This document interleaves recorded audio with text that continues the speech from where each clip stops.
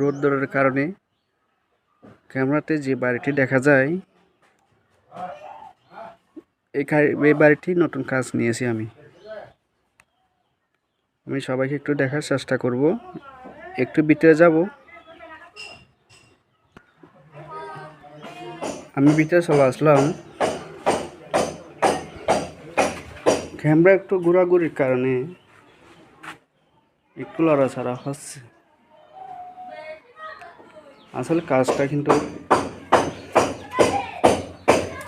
একটি 6 রুমের বাড়ি, সম্পূর্ণ নতুন কাজ।